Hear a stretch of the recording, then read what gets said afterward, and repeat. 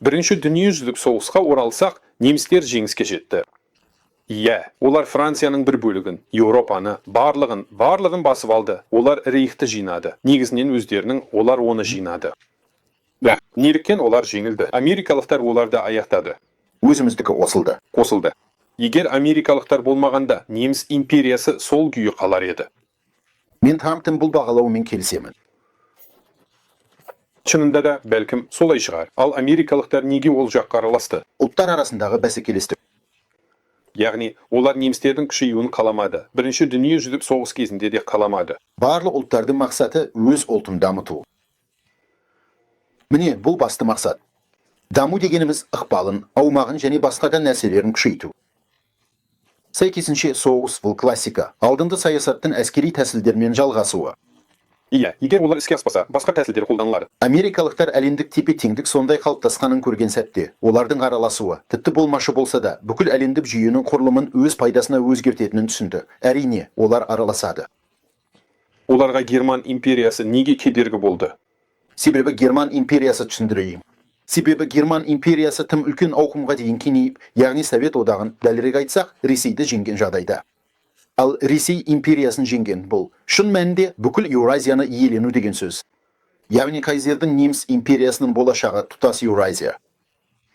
Яғни сіздің ойыңызша, бірінші дүниежүзілік соғыста жеңіске жетсе, оқиғалар осылай өрбитін еді. Солай ма? Сонда олар Ресей империясын немістерді жеңді. Солай емес пе? Олар Еуропаны жинады. Олар Францияның бір бөлігін алды. Жалпы өте жақсы үлкен бөліп, солай ма? Суперуат. Яғни олар тоқтамас еді. Олар одан әрі шығысқа барар еді. Олар тоқтай алмады. Неліктен олар тоқтауы керек? Мысалы, Польшаны алып, неге сонда тоқтауы керек еді? Ал неге Владивостокқа дейін бәрін алып қоймасқа? Айтпақшы, Ленинмен жасалған келісім бойынша Германияның қарулы күштері репарациялық комиссиялар түрінде Оралға дейін орналасты. Кім білмесе? Және неміс әскери бөлімдері, мысалы, сол кезде, яғни Совет Ресейінің бірқатар аймақтарында тіпті Орал жотасына дейін болған.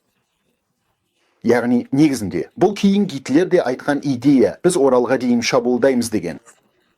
Яғни ол ештеңе жаңа ойлап тапқан жоқ. Ол неміс бас штабының саясатын жалғастырды. Бірақ немістер негізінде өздерін қисынды ұстады. Бұл ұлтты кеңейту, ұлттың экспансиясы деп аталады. Неге Ресейге Оралдан өтуге болады, ал немістерге болмайды? Бәрі қисынды ой. Бұл ұлттардың мотивациясы деген осы. Бұл бәсекелестік күрес. Жер шарындағы бүкіл аумақ бөлініп қойған. Сәйкесінше, егер сен үлкенірек болғың келсе, оны біреуден татып алуың керек. Келіңіздер, бірінші дүниежүзілік соғысқа қайта оралайық. Америкалықтар ол жаққа не үшін араласты? Олар неге немістердің құлауына көмектесті? Ұлттар арасындағы бәсекелестік. Яғни қандай бәсекелестік? Өзіңіз айттыңыз ғой. Бәсекелестік тек көршілер арасында болады. Америка қайда, Германия қайда? Бәсекелестік көршілерден басталады. Бірақ бәсекелесе алатында тек теңгер ғана. Яғни піл тек пілмен ғана бәсекелесе алады. Мысалы, қоямен. Бәсекелестік күрес тұрғысынан, немесе шамамен мүмкіндігімен салмағы ұқсас бір жерде орналасқан. Сәйкесінше, америкалықтар аймақтық державалардың бірі болып тұрған кезде бұл жаққа араласпады. Олар өздерін аса жоғары деңгейге шықтық немесе соған жақындадық деп сезінгенде араласа бастады.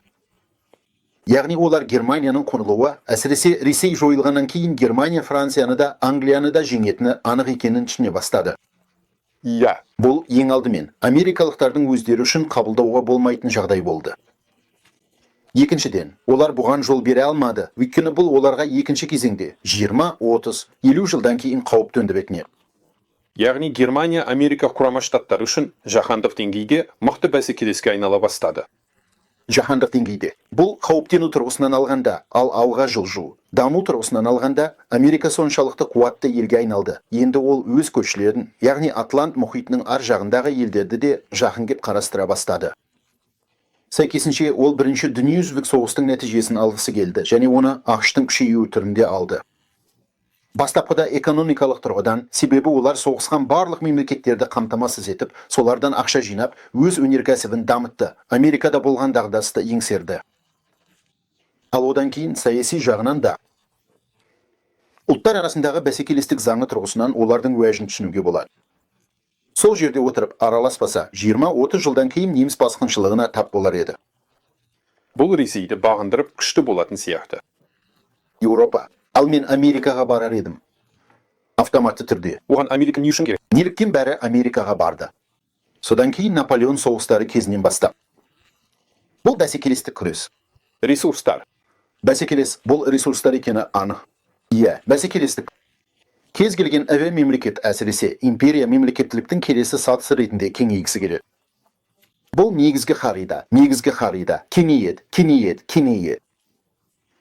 Сен өз орныңды алып, мысалы, осы аймақта, Еуразияда физикалық шекараларыңды белгілеген соң, міндетті түрде басқа құрлыққа ұмтыласың.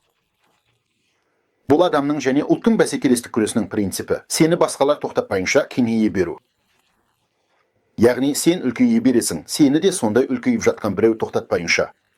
Міне осы амбициялардың түйісу сәті жаңа шекаралар дегеніміз осы. Бұл дүниежүзілік соғыс түріндегі шиеленістің нәтижесінде болар. Егер қарапайым тілмен айтсақ, дәл осылай.